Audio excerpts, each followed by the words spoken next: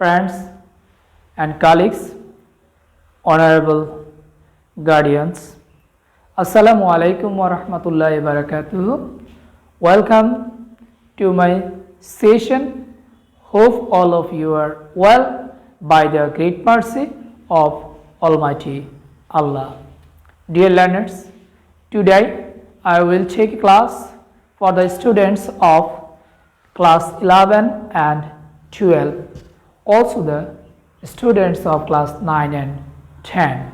Dear learners, please be ready with your notebook and pen and share the videos with your friends so that they can enjoy the class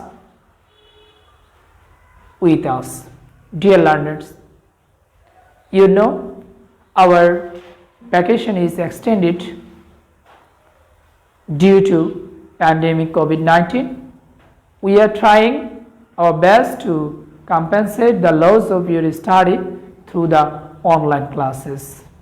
You are staying with us, you are enjoying the class, and you are continuing your study through this online platform. Thanks to you. Dear learners, today I will take a class on the topics of your English first paper and second paper. In the first paper you get fill in the blanks, and in the second paper you get right from of verbs questions.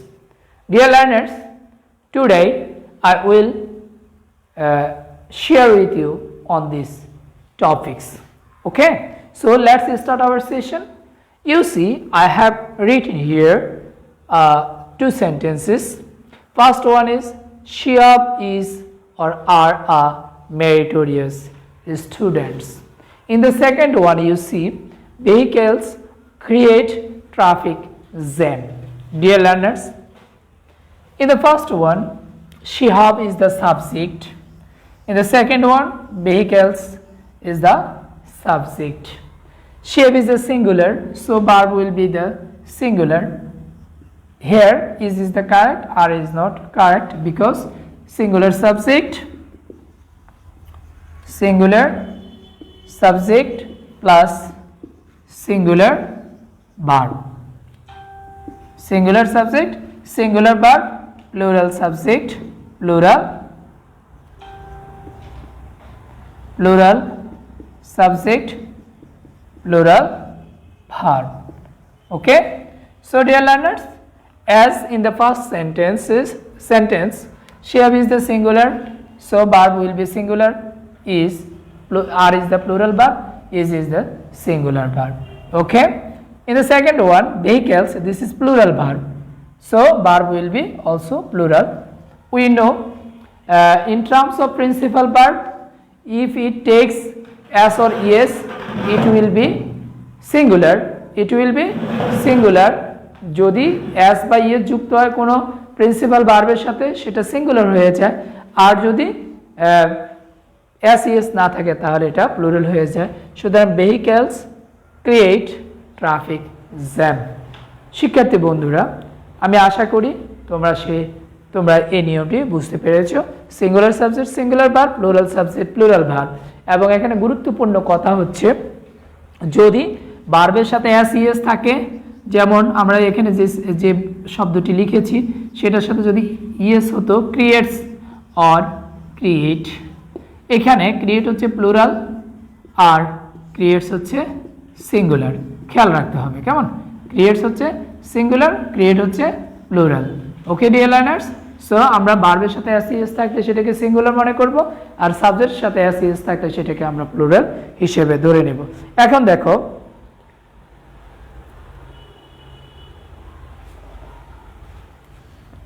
এখন আমরা আরেকটি নিয়মে চলে যাই।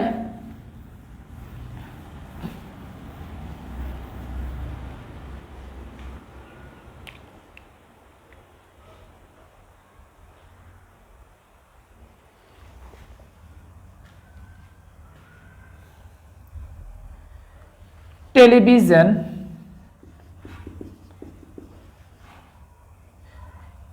is or are an important source of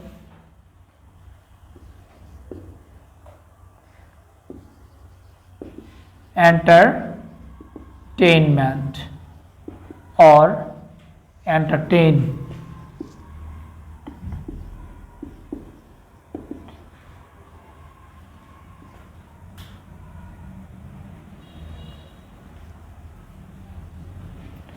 entertain প্রিয় শিক্ষার্থী তোমরা দেখো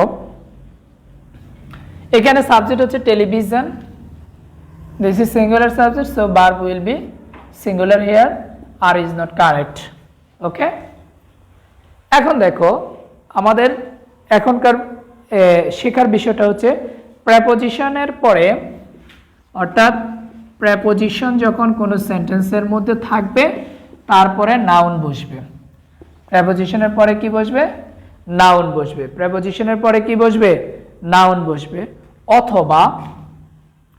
অথবা প্রেপোজিশনের পরে বার প্লাস আইএনজি বসবে হয় নাউন নতুবা বার প্লাস আইএনজি বসবে তাহলে দেখো এই যে অফ আছে যখন আমরা শূন্যস্থানের আগে প্রেপোজিশন পাবো প্রেপোজিশন কোনগুলো in at of to sorry to এর সাথে আমরা আইএনজি দেব না from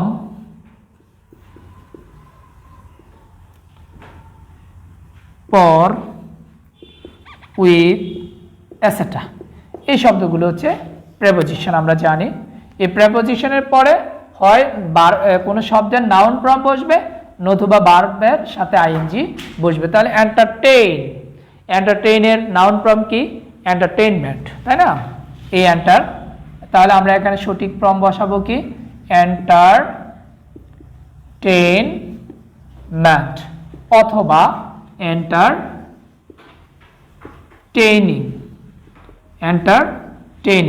entertainment বা entertaining কেমন এখন দেখো আমি যদি আরেকটা উদাহরণ দেই আরেকটা উদাহরণ আমি লিখছি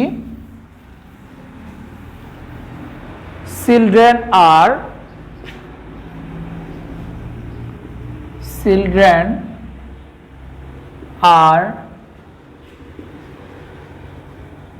fond of use mobile phone তাহলে ছেলেমেয়েরা কি মোবাইল ফোন ব্যবহার করতে খুব আগ্রহী কেমন তাহলে এখানে আমার সাবজেক্ট হচ্ছে চিলড্রেন হচ্ছে প্লুরাল সাবজেক্ট সো ভার্বটা এখানে প্লুরাল ওকে ঠিক আছে এটা তারপরে ফন্ট এটার পরে কি আছে অফ প্রেপোজিশন আছে তাহলে আমাদের সূত্র অনুসারে প্রেপোজিশনের পরে ভার্ব থাকলে ভার্বের সাথে কি হবে আইএনজি হবে অথবা নাউন ফর্ম বসবে কেমন তাহলে আমরা এখন কি দেব ইউজ এর সাথে কি হবে ইউজিং কেমন ইউজিং মোবাইল ফোন তাহলে চিলড্রেন আর fond of using mobile phone কথা ঠিক আছে তাহলে তোমরা নিশ্চয়ই এটা বুঝতে পেরেছো এখন দেখো এখন আমরা আরেকটা নিয়মে চলে যাব আমি এটা একটু মুছে নেই প্রিয় শিক্ষার্থী তোমরা দেখো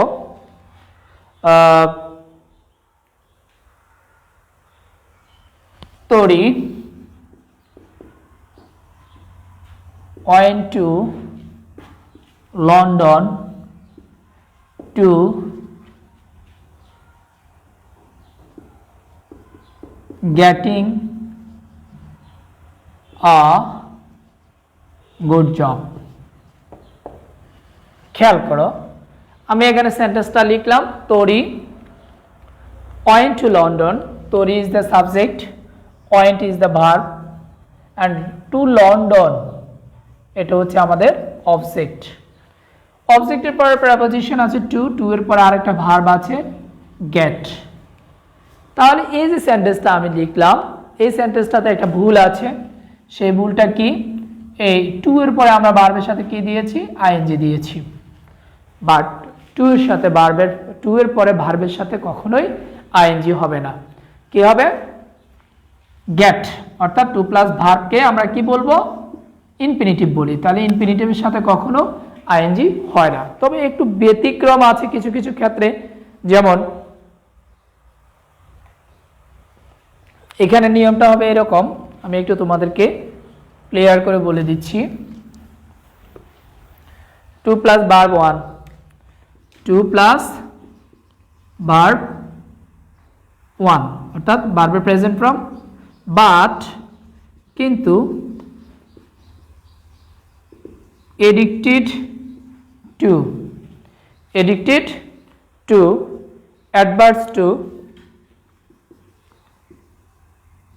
adverbs to,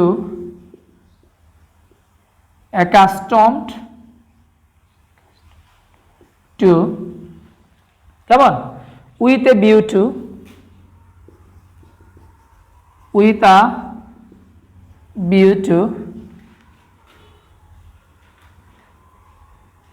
তারপরে তোমার with a view to, look forward to, look forward to, be used to, be used to, কেমন? তারপরে হচ্ছে get used to, get used to. এই যে আমরা বলেছি যে টু এর পরে যখন ভার্ব থাকবে সেই ভার্বটি প্রেজেন্ট ফর্ম বসবে। টু এর পরে ভার্ব থাকলে সেটা কি হবে? Present form. আর যদি এই প্রেস থাকে, accustomed to, prepositional phrase, adverbs to, accustomed to, with a view to, with a view to, look forward to, be used to, get used to, এই শব্দগুলো যখন থাকবে তখন ভার্বের সাথে আইএনজি হবে, অর্থাৎ এটার পরে প্লাস ভার্ব প্লাস আইএনজি। আমরা বলেছি টু এর পরে ভার্বের present form, but after this prep verb will be take can ING form. Okay, so dear learners, আমরা যদি এখন বলি এরকম করে, পরেশ tried to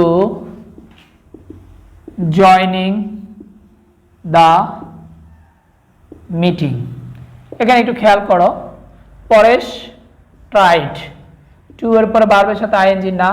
আমরা বলেছি সরাসরি শুধু টু থাকলে সেটার সাথে আইএনজি হবে না, এডিক্টেড টু থাকলে এই শব্দগুলো থাকলে তখন আইএনজি হবে। সো এখানে কারেক্ট ফর্ম হবে টু জয়েন। কেমন? আমরা এখানে আইএনজি দেব না, আমরা দেব টু জয়েন দ্য মিটিং। এখন যদি বলি যে আই ওয়েন্ট টু ঢাকা, আমি ঢাকা গেলাম, কেন কেন গেলাম? With a view to meet him. তাহলে এখন with a view to, this is a phrase, কেমন? Prepositional phrase. এই প্রেজটার পরে কি হবে? এটার পরে আমরা বলেছি যে ভার্ব থাকবে সেটার সাথে আইএনজি হবে। তাহলে কারেক্ট ফর্ম কি হবে? With a meeting, with a view to meeting him. Okay শিক্ষার্থী, তোমরা নিশ্চয়ই বুঝতে পেরেছ। এখন যদি আমি বলি যে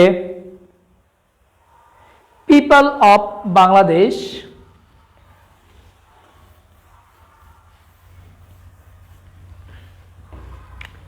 people of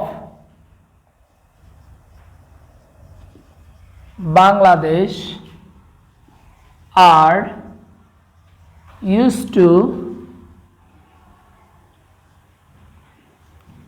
eat rice। এই যে আমি সেন্টেন্সটা লিখলাম, এই সেন্টেন্সটা কি হলো বলো তো? পিপল অফ বাংলাদেশ আর, ওকে ঠিক আছে, আমাদের পিপলের পরে ভার্বটি প্লুরাল হয় সেটা আমরা বুঝে নিলাম। এখন দেখো ইউজ টু আছে, এই ভার্বের পরে কি আছে? Use to. ইউজ টু এর পরে যে ভার্ব থাকবে সেটার সাথে কি হবে? আইএনজি হবে, তাহলে ইটের সাথে আইএনজি দিতে হবে, ইটিং রাইস। তোমরা কি বুঝতে পেরেছো? হ্যাঁ, অবশ্যই তোমরা সেটা বুঝতে পেরেছো। এখন দেখো প্রিয় শিক্ষার্থী, আমরা আরেকটি নিয়মে চলে যাই, আমরা আরেকটা রুল নিয়ে আলোচনা করি। এভাবে যদি তোমরা যদি এইভাবে বুঝে বুঝে কাজগুলো করো, তাহলে তোমাদের যে ফিল ইন দ্য গ্যাপস এর যে সমস্যা, রাইট ফ্রম ভার্বের যে সমস্যাগুলো হবে, সেটা তোমরা সহজেই সমাধান করতে পারবে।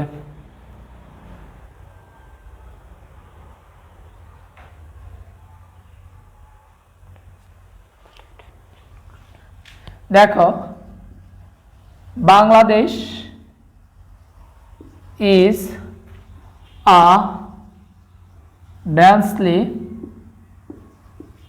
populated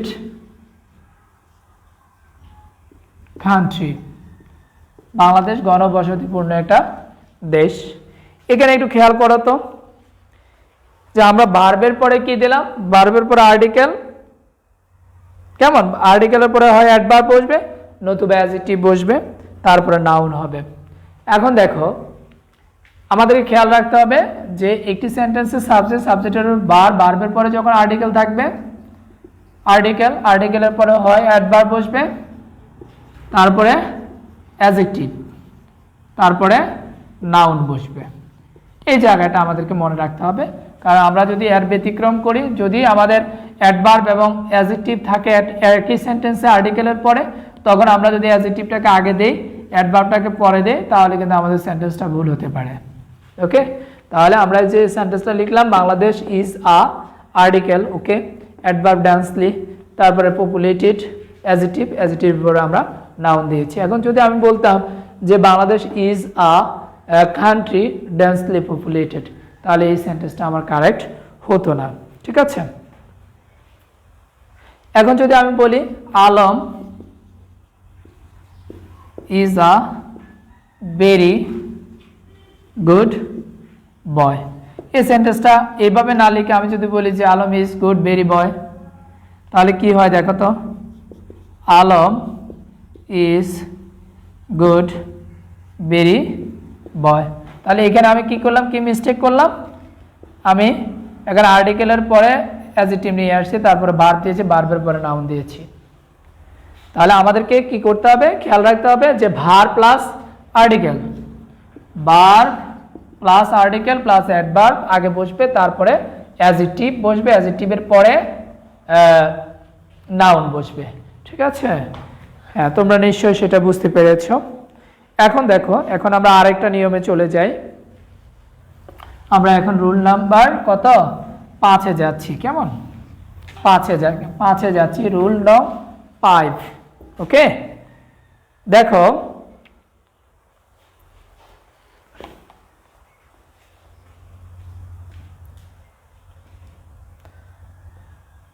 the necessity of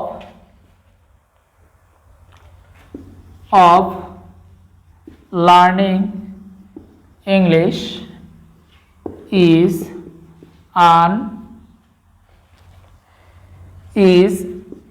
indescribable. Okay, indescribable। তাহলে দেখো কি হলো, এই সেন্টেন্সটার গঠনটা একটু আমরা লক্ষ্য করি। The plus noun, the plus noun, কেমন, তারপর অর্থাৎ article plus noun, article plus noun plus of, article plus noun, নাউনের পরে কি, নাউনের পরে হচ্ছে অফ, অফের পরে হচ্ছে বার প্লাস আইএনজি, বার প্লাস আইএনজি। খেয়াল করো, আমাদের এখানে দুটো স্ট্রাকচার হবে।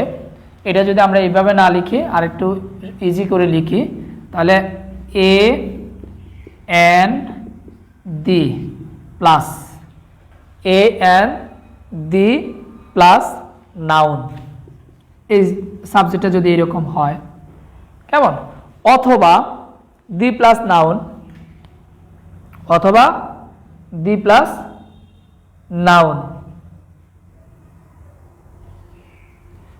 দি প্লাস নাউন অথবা বার প্লাস আইএনজি। অর্থাৎ এ এন দি এর পরে যদি নাউন থাকে অথবা নাউনের আগে যদি দি থাকে অথবা দি এর পরে যদি ভার্বের সাথে আইএনজি থাকে, দি এর পরে যদি ভার্বের সাথে কি থাকে, আইএনজি থাকে, তখন কি হবে, তখন আমাদের এই ভার্বটা হবে প্রথম অংশ অনুসারে, অর্থাৎ মাঝখানে যখন প্রিপোজিশন থাকবে আমাদের ভার্বটা হবে, আমাদের এই ভার্বটা হবে প্রথম অংশ অনুসারে, অর্থাৎ এটা একটা কম্পাউন্ড সাবজেক্ট, এটা একটা অংশ, এটা আরেকটা অংশ। তাহলে দুটি অংশ যদি হয়, মাঝখানে যদি প্রিপোজিশন থাকে, পরবর্তী ভার্বটা পরের অংশ অনুসারে না হয়ে প্রথম অংশ অনুসারে হবে। ঠিক আছে শিক্ষার্থী বন্ধুরা? হ্যাঁ, তোমরা নিশ্চয়ই বুঝতে পেরেছো যে আমরা যে সেন্টেন্সটা লিখলাম কেমন। তারপরে যদি আমরা বলি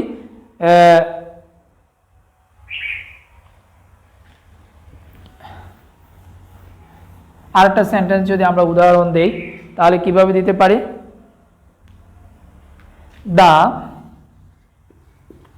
use of mobile phone is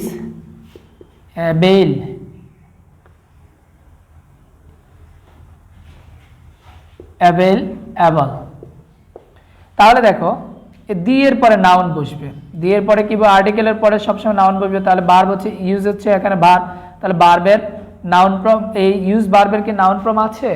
নেই, তাহলে এটার সাথে আইএনজি দিতে হবে কেমন। The using of using of mobile phone is available. তাহলে এখানে এই যে ইজটা কিভাবে হয়েছে, এই প্রথম অংশ অনুসারে কেমন। তাহলে আমরা জানলাম দি এর পরে নাউন বসবে, আর নাউন ফর্ম পাওয়া না গেলে আর্টিকেল বসবে, আর নাউন ফর্ম পাওয়া না গেলে ভার্বের সাথে আইএনজি বসবে। প্রিয় শিক্ষার্থী বন্ধুরা, আমরা আজকে 5টি ফিল ইন দ্য গ্যাপসের বা রাইট ফ্রম ভার্বসের 5টি নিয়ম পড়লাম। তোমরা এই 5টা নিয়ম আবার একটু দেখবে এবং সেটা এক্সারসাইজ করবে। তোমরা ভালো থাকবে, সুস্থ থাকবে, এই প্রত্যাশা করে আমি আজকের মতো ক্লাসটি শেষ করছি। তার আগে তোমাদেরকে বলে যাই, তোমরা এই যে করোনাকালীন সময়ে স্বাস্থ্যবিধি মেনে চলবে, যেহেতু আমাদের শীত উইন্টার সিজন এসে গেছে, সেই উইন্টার সিজনে করোনার ঝুঁকি রয়েছে, যে কারণে সরকার আমাদের শিক্ষা প্রতিষ্ঠানের ছুটিগুলো আবারও 1 মাসের জন্য বাড়িয়ে দিয়েছে, তোমাদের জীবনের ঝুঁকি না নিয়ে।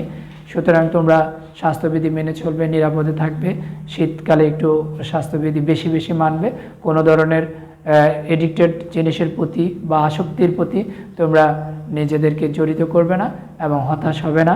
তোমরা ভালো থাকবে, সুস্থ থাকবে, সেই প্রত্যাশায়। আল্লাহ হাফেজ। আসসালামু আলাইকুম।